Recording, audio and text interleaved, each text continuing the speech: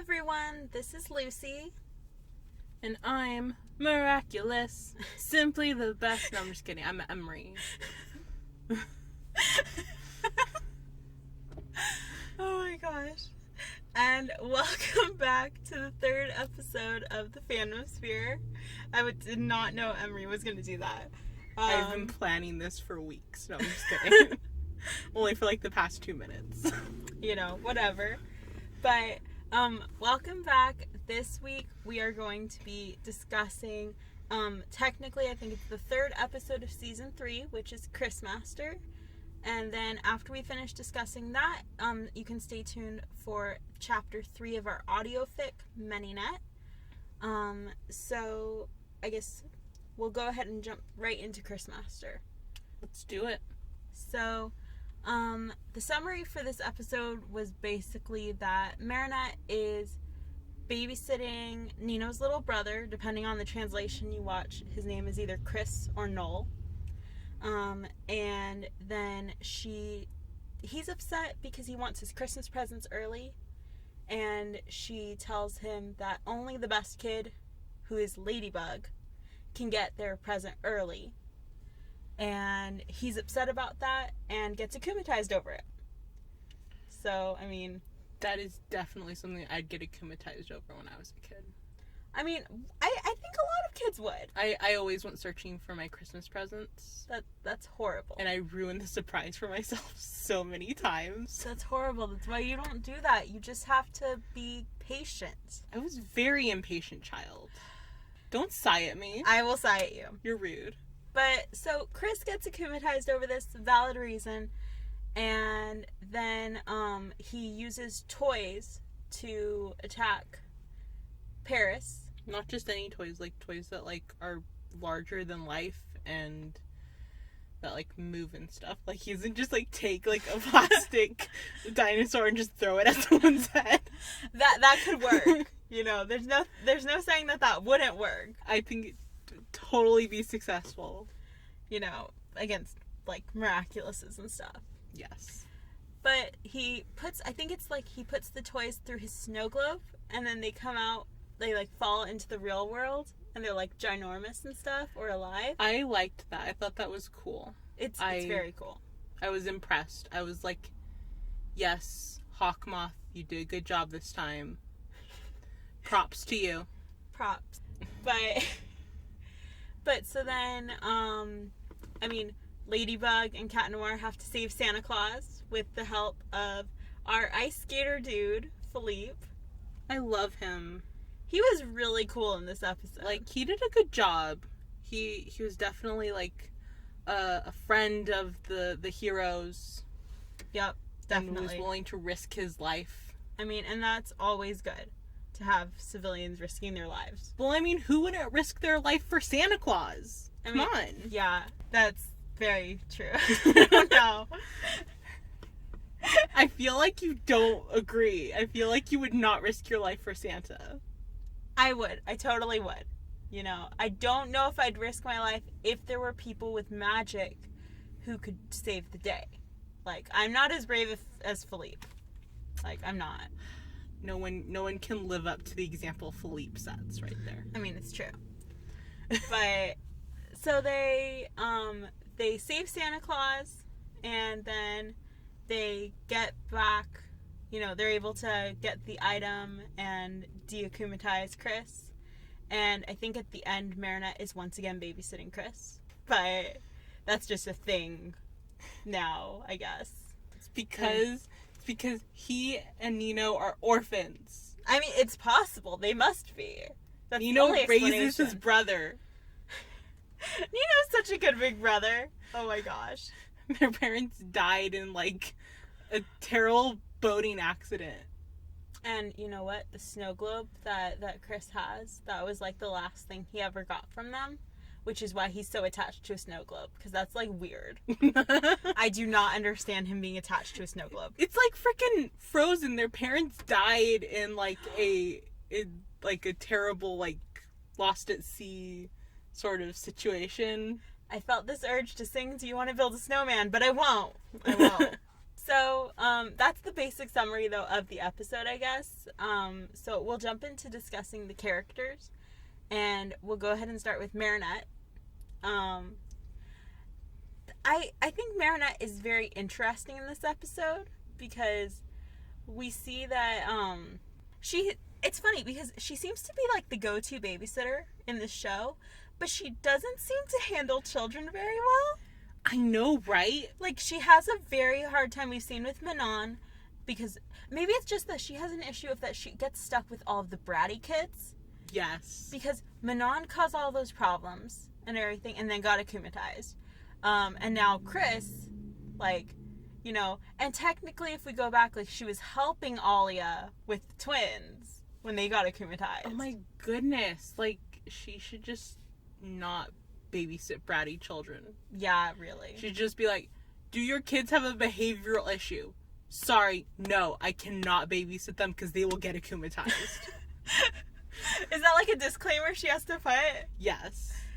But I mean, it's like, you know, she's dealing with Chris, who's all like wanting to be this big kid, and her response to him is that like he's being nosy and stuff, and she lies and tells him that the box or the chest or whatever that he's trying to look at that's full of presents is presents from Santa Claus, and that she's Santa's helper.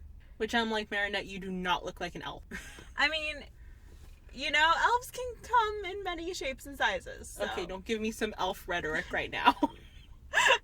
I'm just saying.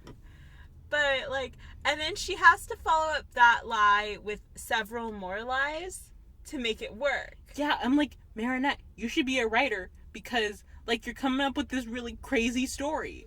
Like, she's like, I'm one of Santa's helpers. Of course I don't have your present because that would be a bad idea. And then she goes one step further and is like, and only the best kid in the entire world can get their present early. Which is Ladybug.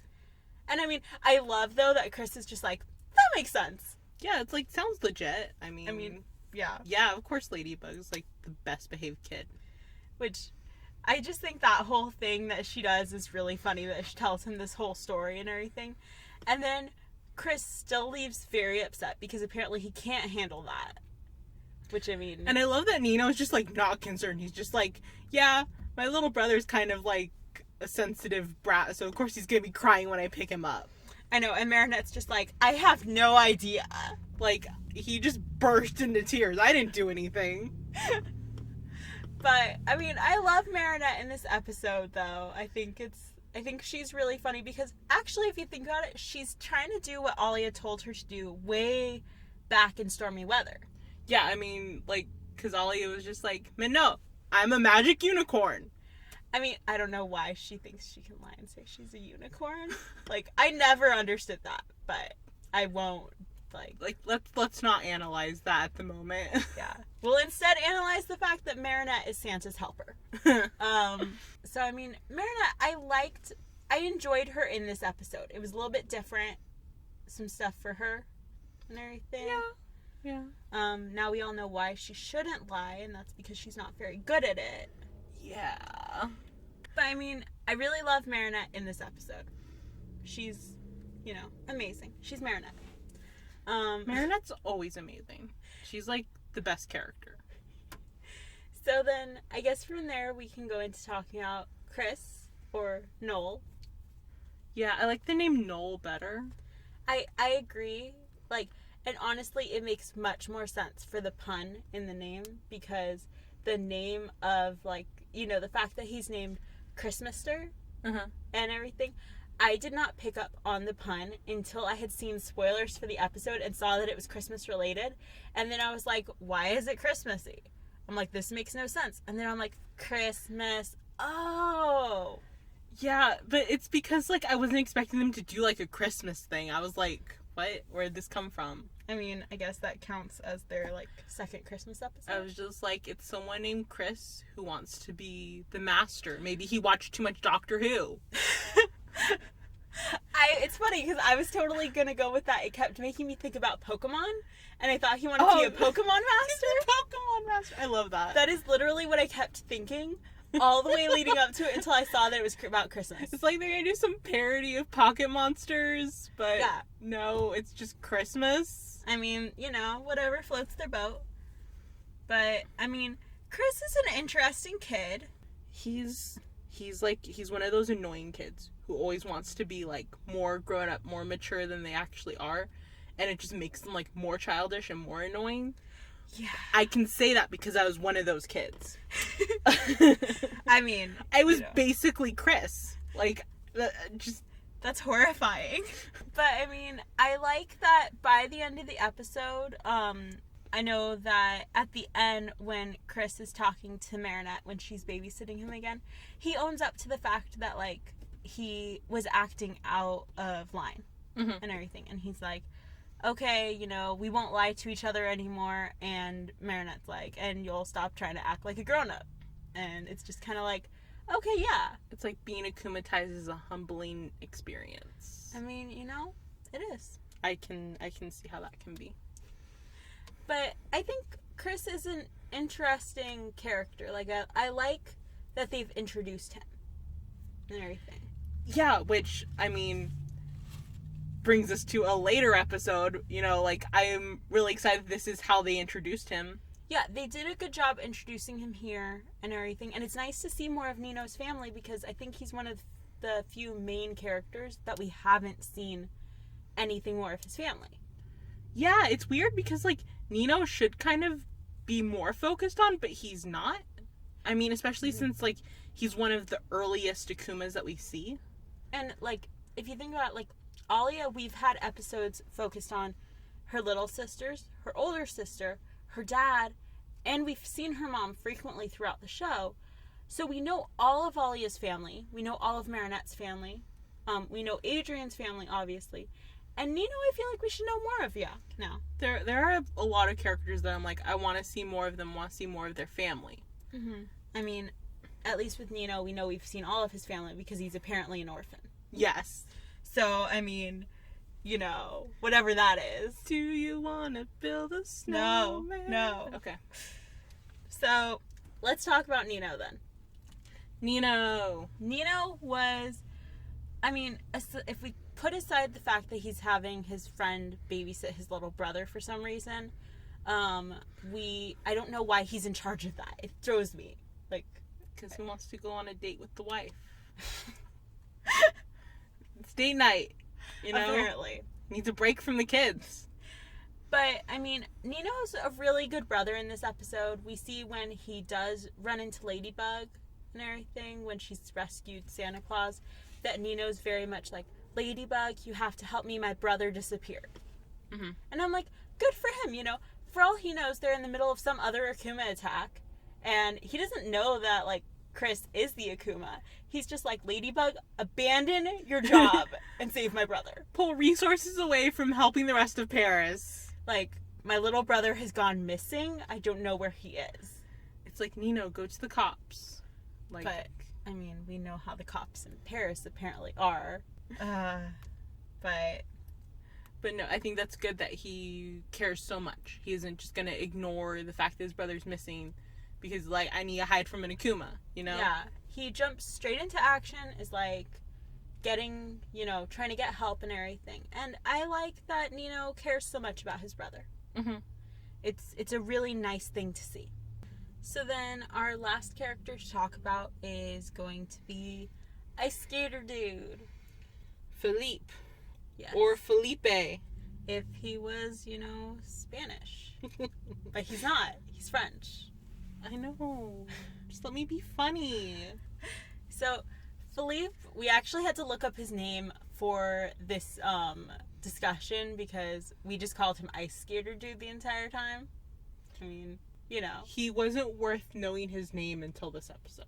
I mean, this is a really good episode for him. We see some good stuff with him. I mean, we see that he's willing... Before Ladybug and Cat Noir even get there, he's, like, fighting the bad guys to save Santa. I feel like he just wanted to get on the good list. That is very true, because he is also right there with Cat Noir begging Santa Claus for early presents. I'm just kidding. I liked him in this episode. I feel like in the Frozer episode, he was kind of annoying. Like, I didn't like him. But this episode, he really redeemed himself. I am convinced that now that in Frozer, it was just that he obviously was having a very bad day.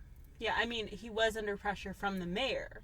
Yeah, I mean, they were trying to screw him over, so. Yeah. Like, so, I mean, this was nice to see another episode. I like seeing episodes about these, like, side characters, like, extremely side characters, who we get, like, random other knowledge about them. Yeah, I'm like, they're fleshed out. They are now people.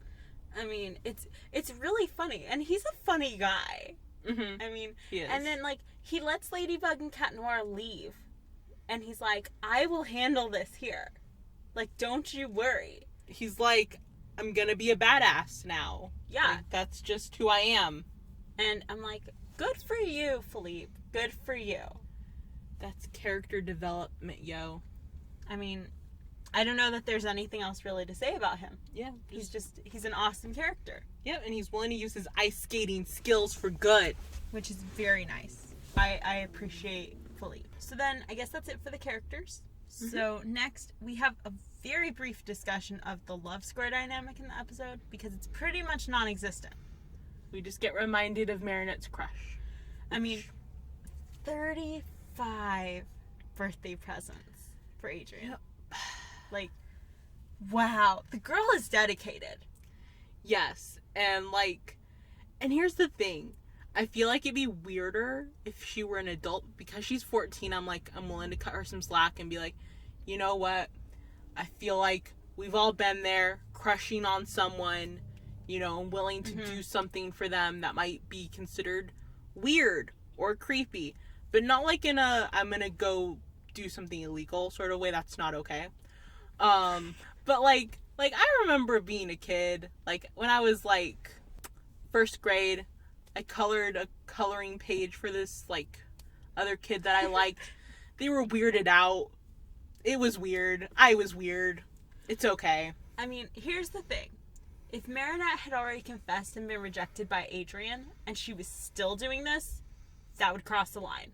That'd be creepy. Yeah. But because she hasn't confessed to him, and she's just kind of living out this, like, idea that someday maybe they could be together, it's not so creepy. Yeah, I mean, it's not like she's going all yandere or anything. Yeah, and we can be grateful for that, because that scares me, honestly. I mean, we have our Adrianette with Manynette and all of her birthday presents for Adrian for the next 35 years. And then we also have, I guess the only other thing of the love square is kind of focusing on the Lady Noir, which is that in this episode, as a refreshing change, Cat Noir does not really seem to be flirting with Ladybug. He's a little more focused on the fact that, you know what, it's because Santa Claus is there. He's focused on Santa Claus.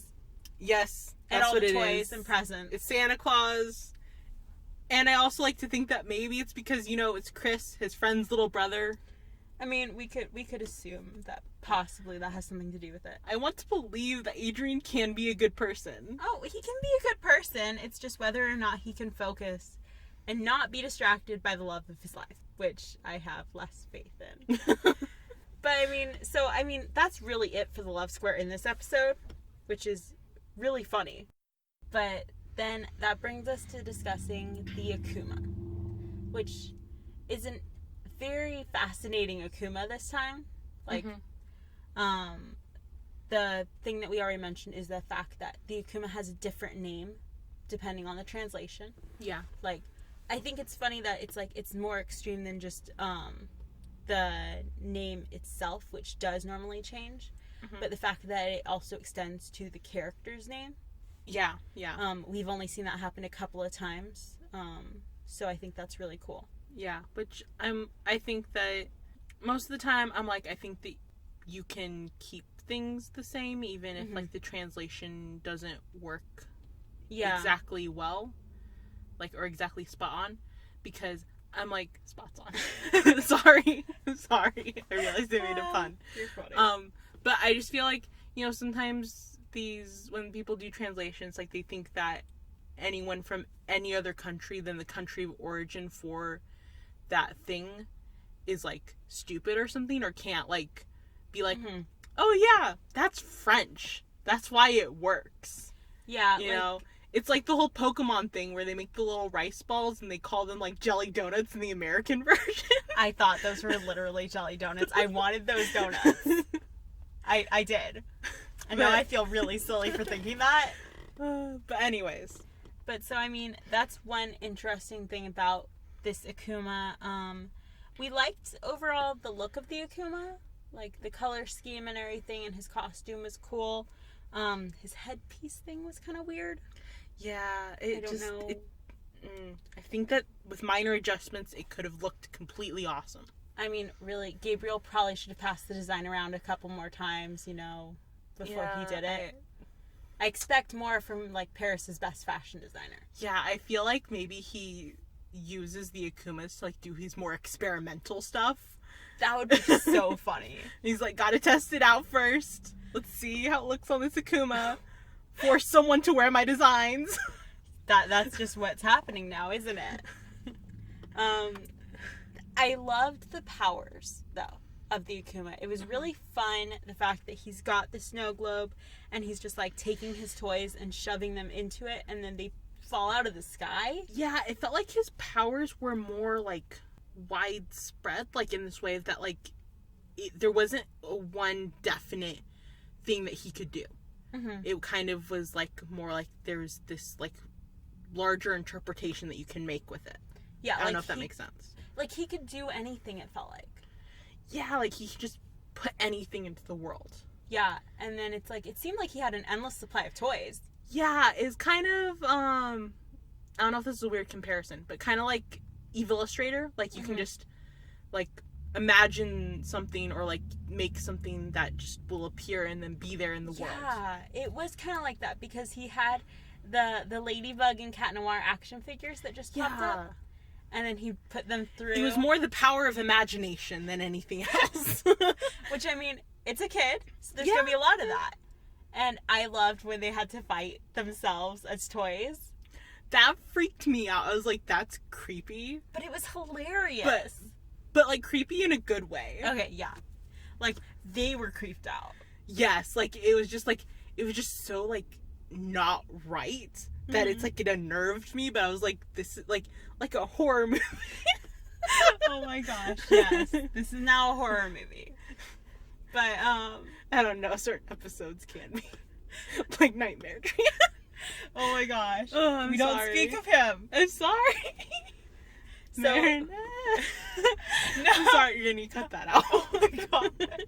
I'm not cutting that. One of my favorite toys, I think, was, we really liked the German Shepherd dog. Yes, that was amazing. Like, he had an accent and everything. That was really cool. Gotta love him. Gotta love him. Did he have a name? I can't remember now. I have no idea. All I have written down is German Shepherd dog. He must have had a name, but I don't remember what it was. Yes, his name is now Heinz. Heinz? Yes. Like Doofenshmirtz? Yes. Oh my gosh. Okay, we're getting way off track. Okay, so then another interesting thing about this Akuma is the fact that he is one of the few, if not the only Akumas to willingly give up his akumatized object because of an ultimatum. Because Ladybug threatens the life of his toy. And I love that she's just like, you give us that and we don't destroy your toy. I like how you word it like she threatened the life of his toy. It was a lie. I'm like, dang Ladybug. She's hardcore. She's like turning into a dark version of Ladybug.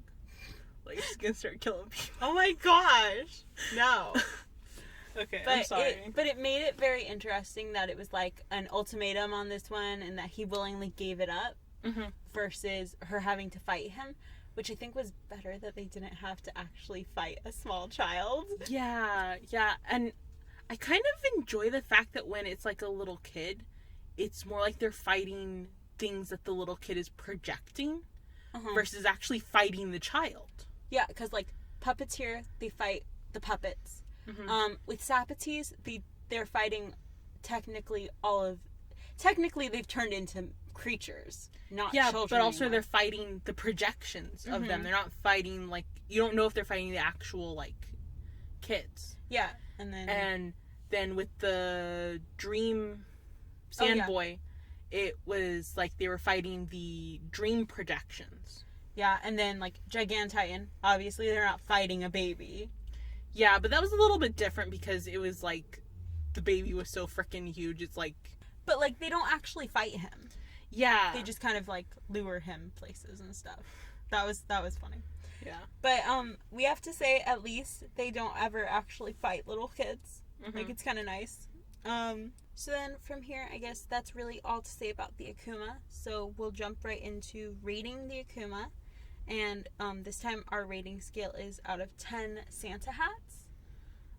So, overall, I liked the Akuma. There wasn't anything spectacular, but, I think I'd give the Akuma, like, a 6 out of 10. I'd have to say the same. I mean, it wasn't like... He had, like, a good power and everything, but he wasn't, like, the most... Like, it wasn't the, most interesting Akuma or the most exciting. Yeah. It was just kind of like... It was a good Akuma.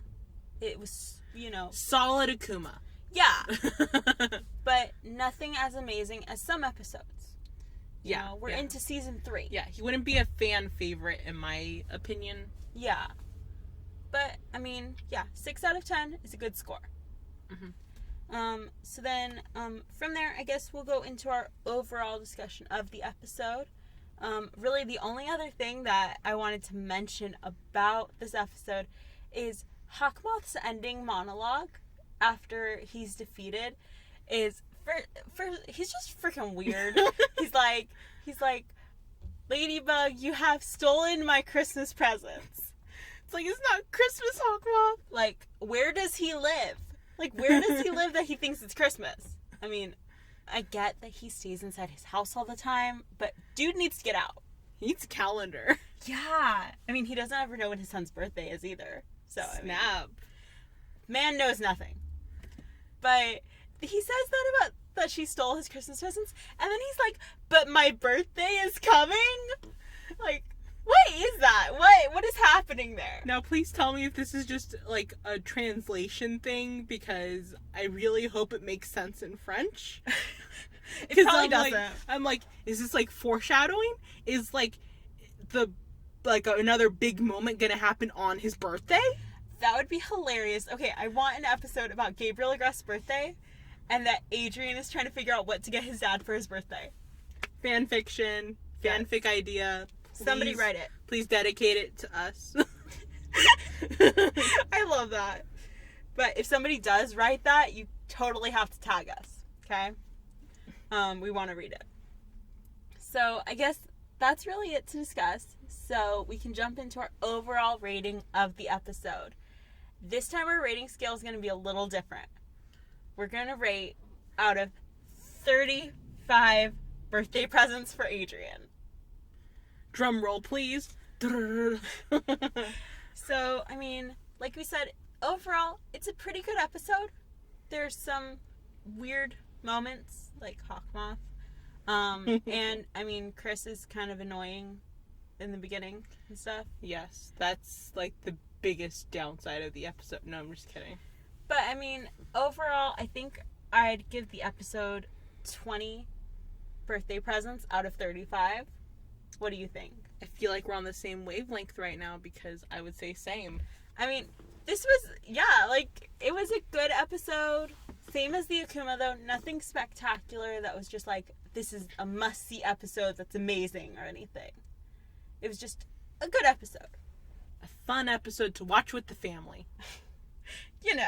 If we're going to say that. I mean, might as well, right? Mm-hmm. So, I mean, I guess that's really it for discussing about Christmaster. I think I'm saying the name of that right. I may be totally screwing up how I say that. I don't know. But, that's really it for our discussion this time. Next week, we will be discussing Backwarder. The weird episode. Oh my gosh. I'm so excited to discuss that one. Are you being sarcastic? No. I can't tell. No, I am. I actually really think that episode's funny. But we'll get into that next week. So be sure to join us then. As for right now, go ahead and stay tuned to listen to Chapter 3 of our Audiofic. And thank you so much for visiting the Fandom-sphere. We'll see you guys next week. Bye. Bye. Bye. Welcome back for the next chapter of our audiofic, Manynette by I'm the Punch Lord, and we'll be starting Chapter 3. Chapter 3, Little Worrywart. Summary. A certain Kwame is very stressed, and a certain hero still doesn't suspect a thing. The Dupin Chang bakery was in chaos. Well, as close to chaos as it can be with the close, gentle family. Tom and Sabine stood stock still, gaping as they watched their daughter, dressed in a pink apron, race around the kitchen, pulling off the most amazing example of multitasking they've ever seen. She set the cookies in the oven, she went to knead the dough, she rolled it up and set them aside before rushing to dust the croissants. Mindful out of all madness, this was tame in comparison. Sabine had almost dropped her tea when 4 Marynettes came down to give her a kiss on the cheek, and 1 a big hug, before they all rushed downstairs. Tom equally had a start, dropping too much sugar into the bowl as 4 Marynettes came down, all of them also rushing up to give him a kiss and hug, and 3 ran off to school, while 1 stayed to scold him for overpouring the sugar and sought to fix it. This Manynette, or Baconette, as she insisted, has been working in the bakery ever since. She actually even has yet to stop and wear out. No break at all, just kept going. Tom and Sabine spared a glance, holding on to each other. With a comforting squeeze to Sabine, Tom drew near, clearing his throat. Baconette glanced up to him with an expectant smile, blue eyes bright, covered in flour. "Sweetie, are you okay?" Tom asked, setting a hand on her shoulder. "Oh, I'm fine, Papa," Baconette reassured. "Never been better." She drew away to attend to the oven before Tom could respond, and the gentle giant followed, unsure of what to do, but determined to help. Sabine trailed behind, equally unsure of what to do as well. Behind them, Tiki frowned from where she was peeking into the bakery. She zipped back up into Marynette's room, watching as Fashionette sat at the work table, focused on her latest creation, her tongue sticking out as she concentrated. The Kwame slowly drew near, leery to get too close. She paused when Fashionette spoke. "It's okay, Tiki. He's not here." Tiki darted close, paw outstretched to the Akuma. "Where's your possessed item?" Fashionette stopped long enough to give the Kwame a look before shaking her head. "Manynette, this isn't so bad, Tiki," Fashionette said. "From what we can gather, Hawkmoth's only been able to make an Akuma once each time. I'm active as one of the Manynets. No more destructive Akumas." "He can take that power away," Tiki warned. Fashionette grinned. "Hard to reclaim it when you don't know who has it." Tiki gave her a pointed look. Fashionette straightened, reassuring. "It's fine. In the long run, this is really beneficial. We'll all be able to get stuff done, Hawkmoth can't make another Akuma, and in comparison to other Akumas, we're far more controlled. Buganette's even on Paris' safety as we speak." Tiki tensed, eyes widening in alarm. "Buganette?" "He doesn't know," Fashionette said. "She'll be a nice surprise for him whenever she finds him." The Kwame made a worried groan, drifting away to rub her cheeks, fretful. Tiki darted back, voicing, "What about the future? Marynette's dream is to be a fashion designer, and really only you could. We can do other stuff, like Baconette can take over the bakery, Chorinette can help, President—" Fashionette paused. "Well, I was about to say that she could run for mayor, but she's not Marynette. But she can run for president of France." Fashionette set her hands on her hips, nodding her head, pleased. President would be an amazing president. "And the ladybug miraculous?" Tiki said, fretfully glancing to the buds on her ears, an empty shell and copy. Just seeing it on her holder made Tiki uncomfortable. She didn't like seeing fakes on her holder. Didn't like her holder was an Akuma. She felt so useless. "Buganette's on the case," Fashionette pointed out. "You won't be so overworked now." "It's tiring work that I love," Tiki said, zipping around Fashionette. "Before the miraculouses were made, we were all just spirits that could hardly help humanity. Most I could do was provide bits of good luck, or plant an idea, or help with inspiration. I was so limited till the mage made the earrings and yo-yo. It's tiring, yes, but I love my work. Fashionette blinked at her, surprised before her gaze watery as she reached up to cup the kwami. "Aw, Tiki." Tiki sat in her palms, slouching with a sigh, fretful. "This isn't a solution, Manynette." "It can be," Fashionette said softly. "Think, there can be 2 ladybugs now, and that can be safer. A negative can become a positive, and that positive that, in the long run, this can work. We can all help.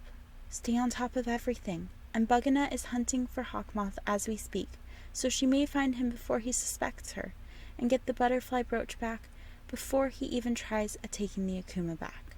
Tiki shook her head, set that this wasn't right. Fashionette was set that it was, though. She set the kwami down, giving her an affectionate cheek rub with her finger. "It'll be okay, Tiki. Don't worry so much." Tiki watched Fashionette wander away to get back to work. Tiki floated up to the balcony, gazing down at Manynette, sprawled out on the lounge chair, fast asleep. Tiki drifted down, settling right beside her, trembling as the stressful situation started to fall down on her. How useless she felt. She didn't know her holder's item. There was a fake ladybug running around Paris, and she could give Hawkmoth away on who she was, and Tiki was at fault for this. If she hadn't piled so much on Manynette, she wouldn't be so worn down and risk akumatization. This was her fault, and a lazy, clumsy finger tapped at Tiki's cheek, making the kwami jump. She turned to see Manynette gazing at her with half-lidded eyes. Tiki seeing the shimmering pink around her eyes in those reflecting pools. The kwami leaned down, brushing her eyes with her paws, breathing in and out, trying to calm down. That wasn't going to help Manynette right now. She needed to get it together. Manynette shifted, turning to her side and sliding closer till her forehead brushed against the kwami's side. "Sleep makes it all better," Manynette murmured. Tiki sagged beside her, leaning back and brushing a paw over the girl's messy bangs. "Not in this case," Tiki murmured. She couldn't sleep, especially right now. She needed to help her holder. She needed to find that possessed item before Hawkmoth discovered Buganette. She was not losing another ladybug from her identity revealed. Never again. You never always know what the Akuma will be like, especially when coming to them. Some Akumas charged back, ready to fight. Some ran away, wanting to do their own thing while they can, before the heroes took that power away or Hawkmoth pressured them to act. Cat has to say, this is the first Akuma to ever run up and hug him. Well, more tackle would be the right word. "Oh my God, Cat Noir!" He just moved to greet Manynette when she had slapped her hands on her cheeks and shouted, racing at him with far greater speed than he had expected. He grunted as he was slammed into, falling back on the ground with Manynette on top of him. "Whoopsie," Manynette said, quickly hopping up, pulling Cat up with her. "Sorry about that. I thought you would have stood ground. You get knocked over really easily." "You're stronger than you look," Cat said, still blinking at the rush. Manynette giggled. "It comes from helping at the bakery." "Ooh, maybe you should help. Build up your muscles." To add to it, Manynette flexed. Cat put his claws on his chest, brows raised, struggling not to grin. "A genuine offer, or are you making use of a hero for good publicity?" "Both," Manynette admitted, "trying to help a sister." Cat paused, smile going a little tight. "Sister? How many Manynettes are there?" "There's a Manynette for every one of Manynette's responsibilities and motivations," Manynette explained. Cat blinked as he tried to think of what responsibilities Manynette tackled. Outside school, designing, and the bakery, he couldn't think of anything else, though apparently watching out for others was one of her drives with Manynette before him. Leaning close and setting his hand on the close wall, noting Manynette's amused smile, he asked, "So, just how many Manynettes are there?" "A few of us," Manynette confirmed, leaning on the wall as well. "Baconette for helping out at the bakery, Chorinette to tackle all the chores, me to care and help for everyone in any way I can, President to do the class rep duties, Fashionette for the fashion designing, Manynette." Both looked over, seeing Alia race over to them. She reached out, setting a hand on Manynette, asking, "Are you okay?" "Oh, Alia," Manynette sniffed, looking emotional.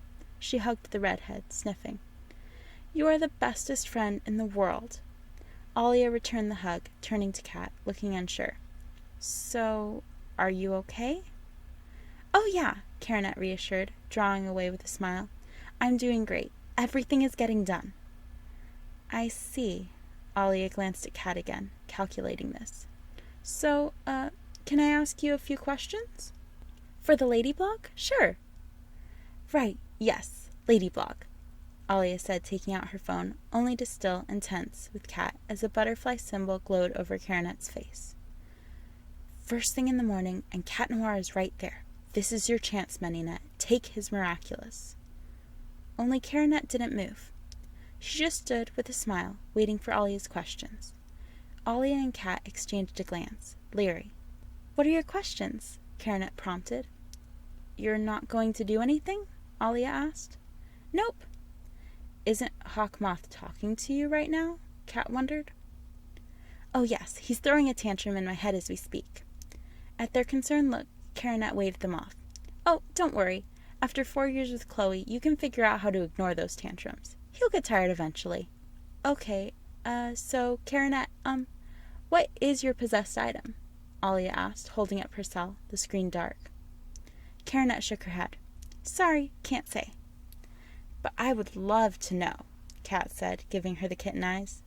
Karenette gave a start, biting her lips, looking torn. Kat pushed for it, tilting his head just so, trying to look sadder.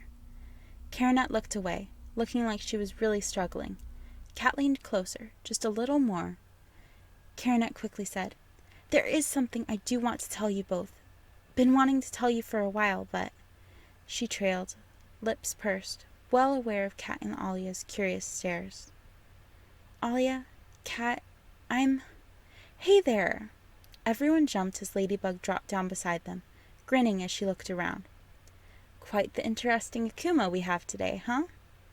Already on the case, my lady, Kat said, giving her a wink. Excellent, but we'll have to look elsewhere. Karenette here definitely doesn't have the possessed item. Though there is something I want to ask. Excuse us. Ladybug hurried away, dragging a frowning Karenette with her. Behind them, Kat smiled, pleased, but beside him, Alia frowned. To Kat, she murmured, How does she know Karenette's name? As Kat shrugged, Buganette made sure that they were out of sight before she turned to Karenette, hands on her hips. I'm sorry, Karenette blurted out. I know, but... Karenette leaned out a little, frowning as she watched Kat race away, Alia frowning behind him. We always wanted them to... There's a risk right now, Buganette reminded. But soon, Karenette, just a little more time, at least until I get the butterfly brooch back. Karenette nodded, eyes set to her feet. Buganette opened up her arms, letting the affectionate Manynette settle in them, hugging it out. Soon, Karenette repeated. Soon, Buganette echoed as they parted.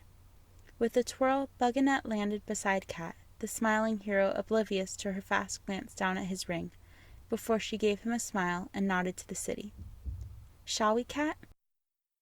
Thank you guys so much for listening this week. We're really excited that we've been able to get another episode out and share this podcast with you guys. So we look forward to sharing again with you next week. And thank you for visiting the Fandom-sphere.